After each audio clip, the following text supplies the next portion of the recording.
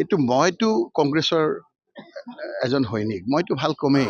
মানুহে কি কয়, মুখ্যমন্ত্ৰীয়ে কি কয়, মুখ্যমন্ত্ৰীৰ খোজ কাৱাজ আপোনাৰ অংগী ভংগীয়ে দেখোন গোটেইখন আপোনাৰ কংগ্ৰেছ কংগ্ৰেছ যেন লাগে। তেওঁ এতিয়া চব বাদ দি কংগ্ৰেছত CID লগাই থৈ দিছে। তেওঁ যে ৰাতি টোপনি নাই হৈছে সেইখিনিতো আমি গম পাওঁ। গৌৰৱ গগৈৰ চাহটোকে ভাগটো দেখা আৰম্ভ হৈছে এতিয়া তেওঁ। এইটো মইতো কংগ্ৰেছৰ এজন সৈনিক, মইতো ভাল কমেই। আপোনালোকে কি কয়, মানুহে কি কয়, মুখ্যমন্ত্ৰীয়ে কি কয়, মুখ্যমন্ত্ৰীৰ খোজ কাৱাজ আপোনাৰ অংগী ভংগীয়ে দেখোন গোটেইখন আপোনাৰ কংগ্ৰেছ কংগ্ৰেছ যেন লাগে। তেওঁ এতিয়া চব বাদ দি কংগ্ৰেছত CID লগাই থৈ দিছে।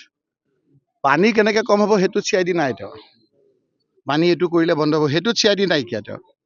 কেনেকৈ আপোনাৰ এই স্কুল কলেজবিলাক আমাৰ ভালকে খুলিব সেইবিলাকত CID গিৰি নাই।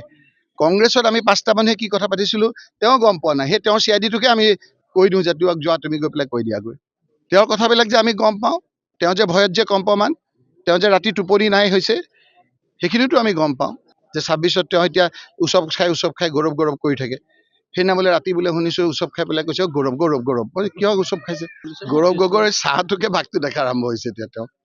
আপোনালোকে চাবচোন, মুখ্যমন্ত্ৰী ডাঙৰীয়া মাজতে মঞ্চত উঠিছে, জাপ মাৰি দিছে, নিজৰ চাহটোকে গৌৰৱ বুলি ভাবি দিছে। মানে মানুহক শুনক, যেতিয়া মানুহ মাৰি পেলাই শাস্তি নাপায়, আমাৰ যেতিয়া সংবিধান বনাইছে সেইসকলে প্ৰতিটো আপোনাৰ যিটো ক্ৰাইমৰ এটা এগেইনষ্টে এটা আপোনাৰ শাস্তি হয়। আমাৰ কিছু লোক আছে যিসকলে শীৰ্ষস্থানত এতিয়া বহিব পাৰিছে, তেওঁলোকৰ অভিযুক্ত আছিল যে বহু মানুহ মাৰিছে। মানুহ মাৰোতে যেতিয়া শাস্তি নহল, আমাৰ বাঘবিলাক কি হয়, বাঘে মানুহক খুব ভয় কৰে, বাঘে মানুহক আক্ৰমণ নকৰে। কিন্তু বাঘে যদি এবাৰ যদি মানুহৰ সোৱাদ পাই যায় সি মেন ইটাৰ হৈ যায়। মানে বাঘ মানুহ খোৱা বাঘ। এতিয়া আমাৰ তেনেকুৱা কিছু মানুহ আছে, নেতা আছে, তেওঁলোকে মানুহ মাৰিছিল বুলি চবেই জানে। মানুহ মাৰি থকা অৱস্থাত তেওঁলোকৰ শাস্তিটো নহল।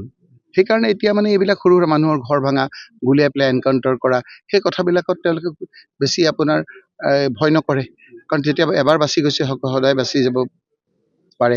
সেইকাৰণে তেওঁ এতিয়া কৈছে যে মই ৰিকমেণ্ড কৰিছোঁ যে সকলোৱে এনেকে অমুকত বিলাব লাগে। মই যিবিলাক কথা মুখেৰে ক'ব বিচৰা নাই, সেইজনৰ লগত কি তৰ্কাতৰ্কি কৰিব, সেইজনৰ লগত কি কথা পাতিব? ৰাইজে ৰখি আছে সেই তাৰিখত। আপুনি ফেচবুক খোলকচোন, গাঁৱৰ মানুহবিলাকেও ধিক্কাৰ দিছে যে এই কথাবিলাক উত্তৰ দিয়া আমাৰ ভব্য সমাজত আজি মুখ্যমন্ত্ৰী ডাঙৰীয়াই যিষাৰ কথা কৈ গোটেই পৰিৱেশটো বিনষ্ট কৰিছে, সেই কথাবিলাক পাতাৰো অযোগ্য। আজি মই সেই কথাবিলাক যদি লাগে মই বহিব পাৰিম, ক'ব পাৰিম যে গড় হত্যাৰ কথাটো কৈছে। গড় হত্যা কেতিয়া হৈছিলে? যেতিয়া তেওঁ ডিচিডেণ্ট কৰি পেলাই মুখ্যমন্ত্ৰী হ'বলৈ গৈছিলে। আৰু মুখ্যমন্ত্ৰী হ'বলৈ যাওঁতে যেতিয়া আমি ছাপোৰ্ট কৰা নাছিলোঁ, তেতিয়া AK-47ৰে গড় মাৰা আৰম্ভ কৰিছিল। AK-47ৰে তেতিয়া SB ৰিপৰ্টত খগেন শৰ্মা বুলি ডাঙৰ অফিচাৰজনে কৈছে যে ছাৰ, আগতে 303 দি গড় হত্যা কৰিছিল, এতিয়া AK-47 দি কৰে। AK-47 তেতিয়া চাৰেণ্ডাৰ যিবিলাক আপোনাৰ এক্সট্ৰিমিষ্ট আছিল সেইসকলে ইউজ কৰে। সেইসকলৰ লগত কাৰ ভাল সকলোৱে জানে। সেই সময়তে মই চিঠি লিখিছিলোঁ তেখেতলৈ, তেখেতেও উত্তৰ দিছে।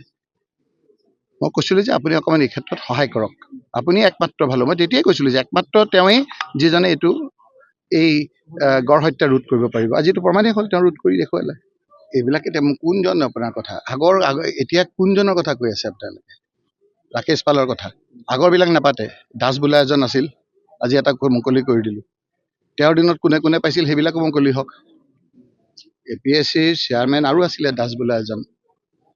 সেই সময়ত কোনে কোনে পাইছিল, কাৰ ভায়েকে পাইছিল, কাৰ ককায়েকে পাইছিল, তেওঁৰ ৰিকমেণ্ডেশ্যনত কোন কোন পাইছিল, সেইবিলাকো অকণমান দুদিন পিছত এইবিলাক খুলিব লাগে নে নালাগে নাজানো। এতিয়া মানুহৰ সেইবিলাক সমস্যা, যিবিলাক মৌলিক সমস্যা, সেইবিলাক কৰাৰ পিছত যদি আমি সময় পাওঁ সেইবিলাকো কেতিয়াবা আপোনালোকৰ লগত কথা পাতিম।